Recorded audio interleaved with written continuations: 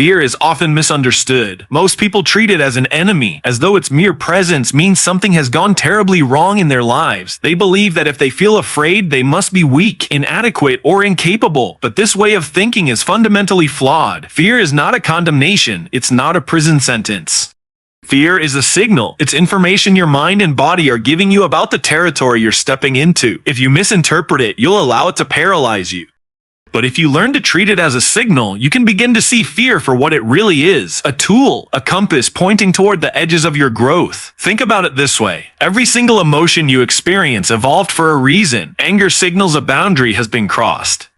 Sadness signals a loss that must be processed. Joy signals something is aligned with your values. And fear, it signals danger, or at least perceived danger. Now, here's the catch. Not all perceived. Danger is real danger. That's where human intelligence comes in.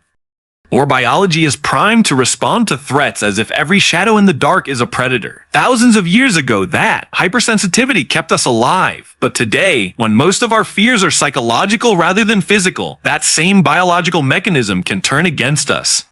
It can make us feel paralyzed before giving a presentation, starting a business, or having a difficult conversation. None of those things threaten our survival, yet our body reacts as though they do. This is why fear must be reframed as a signal, not a sentence. When fear arises, it is not telling you to run, it's telling you to pay attention. It's highlighting something in your environment or in your psyche that matters. If you ignore it, you miss the lesson. If you collapse under it, you lose the opportunity. But if you engage with it carefully, you discover exactly where you need to grow. Consider a student who's terrified of public speaking. Their chest tightens, their voice shakes, their hands sweat. If they interpret that fear as proof that they're not cut out for it, they'll avoid every chance to speak. Over time, their world shrinks. But if they interpret the same fear as a signal and alert that something important is at stake, they can learn to engage with it differently. They can prepare, practice, and expose themselves little by little to the discomfort. And what happens? Over time, the fear diminishes, and in its place arises confidence. The fear wasn't a prison after all. It was an invitation to step forward. That's the crucial shift. Fear stops being an obstacle and becomes a guide. Imagine for a moment that every time you felt fear, you didn't recoil, but instead leaned in with curiosity. What if you asked, what is this fear pointing me toward? What am I avoiding that I need to confront? You'd quickly discover that fear almost always shows up at the boundary of growth. If you're afraid of speaking, it's because your voice matters. If you're afraid of failing, it's because success matters. If you're afraid of rejection, it's because connection matters. Fear is pointing you to what is meaningful, and what is meaningful is precisely what gives life its depth. Of course, this doesn't mean you should throw yourself recklessly into every terrifying situation. Wisdom lies in discernment. Some fears are rooted in real danger. Walking into traffic, ignoring a violent threat, or gambling everything you own on a whim. But most fears that hold people back are not existential. They're psychological. They're the kind of fears that whisper to you at night, what if I'm not good enough? What if they laugh at me? What if I fail and never recover? These are not lions in the grass. These are shadows on the wall. And the only way to know the difference is to step closer, to test the signal, and to realize that fear is not an endpoint. It's a starting point. It's a starting point. Philosophically, you might say that fear is the price of consciousness. To be aware of your mortality, your vulnerability, and your limitations is to feel fear. But you can take that same fear and transmute it into strength by refusing to let it define you. The very fact that you are afraid means there's something at stake. And where there is something at stake, there is meaning. That's not something to shrink away from. That's something to move toward. You gain control over fear, not by eliminating it, but by reinterpreting it. You realize it's a signal, not a sentence.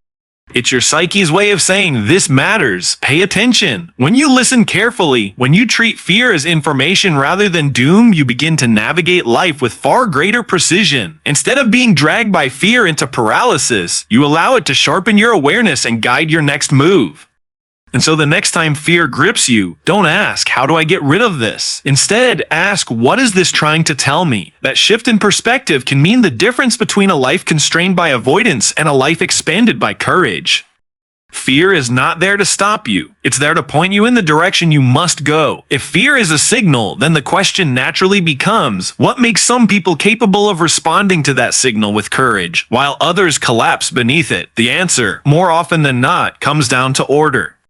Fear grows strongest in the presence of chaos. When the structures of your life are weak, when your days are disorganized, when your responsibilities pile up unresolved, you create an environment in which fear thrives. It multiplies in the cracks of neglected duties, in the disorder of an untended life. But when you impose order, when you structure your actions, clarify your responsibilities, and bring chaos under control, fear loses much of its power. It doesn't vanish, but it becomes manageable. It is contained. Chaos is not merely external, it exists within us.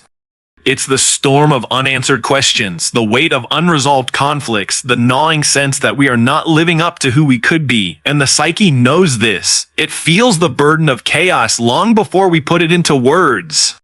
That internal disarray expresses itself as anxiety, hesitation, and yes, fear. The less order you have in your life, the less solid ground you stand on when fear comes. It's like trying to fight a battle with no armor, no plan, and no allies. Of course, you will feel overwhelmed, but order gives you stability. Imagine a student who hasn't studied for an exam. The night before the test, fear floods in. They dread failure, humiliation, and the consequences that follow. That fear is magnified by their lack of preparation, by the chaos they allowed to fester.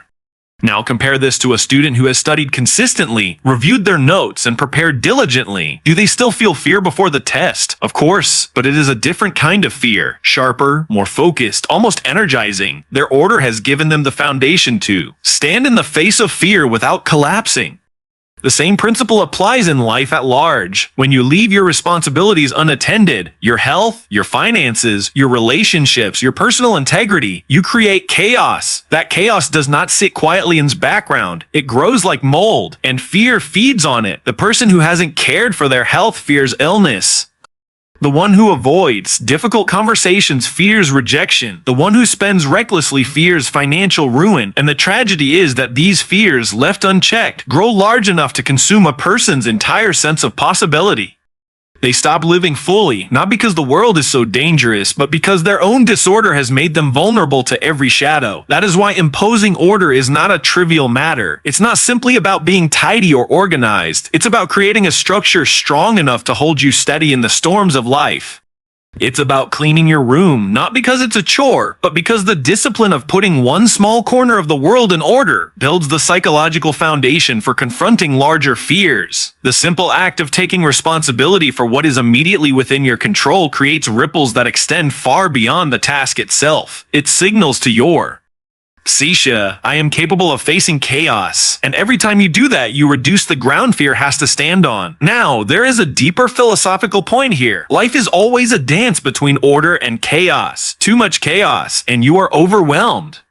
Too much rigid order, and you become stagnant, brittle, incapable of adapting. But to grow, you must voluntarily step into chaos with enough order to sustain you. Think of it as a balance. Your responsibilities, routines, and commitments form the structure. Your ambitions, challenges, and risks form the unknown. Without order, chaos crushes you. With order, chaos becomes the arena in which you grow. Consider someone starting a business. If they leap into it recklessly, with no plan, no financial discipline, and no clarity of vision, fear will quickly devour them. Every setback will feel catastrophic, every uncertainty unbearable. But if they approach the same challenge with order, with savings set aside, a clear strategy, disciplined habits, and a willingness to adapt, then fear remains present, but it sharpens them instead of paralyzing them. The chaos of the unknown becomes a forge rather than a grave. This is why the path to courage runs through responsibility. People often search for confidence, but confidence is not a gift you stumble upon. It is the byproduct of order. It emerges when you take responsibility for your life, when you stop avoiding what needs to be done, and when you face the chaos of existence from a foundation you've built with your own two hands. That order doesn't eliminate fear, but it transforms your relationship with it. It turns fear from an enemy into a challenge, from an oppressive force into a motivator. So if you want to diminish fear's power over your life, start small, clean your space, honor your commitments, speak the truth. Pay attention to what you know you've been avoiding. Each act of order is a declaration that chaos will not dominate you. Over time, these small actions accumulate, and you find that fear no longer towers over you in the same way. You stand taller, steadier, prepared. And here's the essence of it. Fear is amplified by chaos, but weakened by order. When your life is structured around responsibility and clarity, fear becomes a signal you can heed without being destroyed by it. The ground you stand on determines how you face the storm. Build it strong, and fear will not break you. If fear is a signal, and order provides the foundation to respond to it, then the final step is the most difficult yet the most transformative. You must confront the very thing that frightens you. Avoidance is the natural instinct. It's easier to step back, to close the door, to tell yourself that maybe tomorrow will be different. But avoidance is precisely what feeds fear. Every time you turn away, the fear grows larger, even if only in your imagination. It expands in the shadows of your mind, until eventually it occupies far more space than it deserves. The paradox is that the only way to shrink fear is to walk directly into it.